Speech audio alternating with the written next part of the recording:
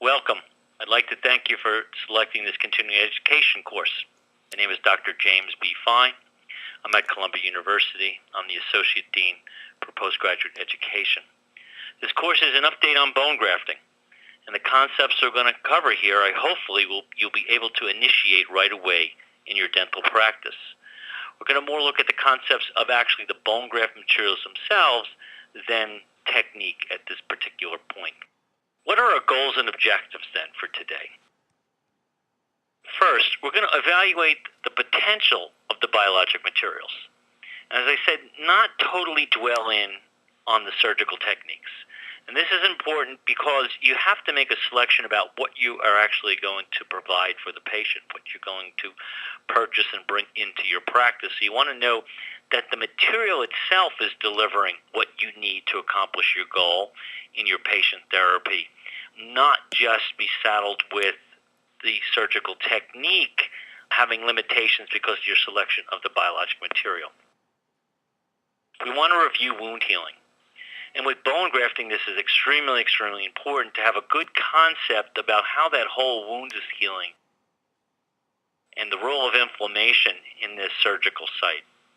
And thereby, we're going to also look in detail at this role of inflammation and the whole process of having these bone graft materials provide the clinical effect that you desire. We're going to identify other issues involved with bone metabolism. And sometimes we get so focused in on our day-to-day practice of, okay, am I getting the surgical technique down right? And am I applying the materials into that area to accomplish what I want? And sometimes we forget that bone metabolism is going to play a role in making these grafts actually provide us the outcome that we desire for our patients.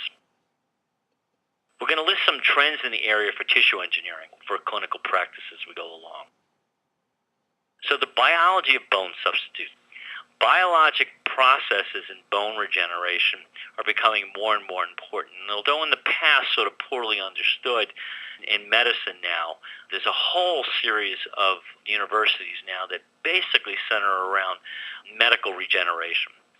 There are three critical elements in this process, which we'll look at. And to be the ideal graft material, you must contain all of these three critical elements. Potential of your graft material. And we all know that collagen membranes are also required in helping these graft materials provide us the desired outcome. So we have to attempt, though, to factor out there by the surgical technique if we want to know what the actual potential of the graft material is. And so we're going to look thereby and spend a lot of time evaluating graft material membrane properties. And we're going to apply lessons learned from medicine. Many people in dental practice feel that companies and technologies were basically developed around dentistry to provide all these grafting and membrane materials. But the truth is that our medical colleagues, and especially orthopedic surgeons and spine surgeons, have been using grafting materials and membranes for a long period of time. This graft has the ability to send off some form of signaling in the site that we need to heal and repair this bony architecture. What membrane can you place over this to hold that bone graft into place? Should it be resorbable, non-resorbable? Which one can you select? Well, in a socket preservation on the top layering out, you can place pore size. And pore size is important. Growth factors, like GEM21 and Emdogain, would become the third part.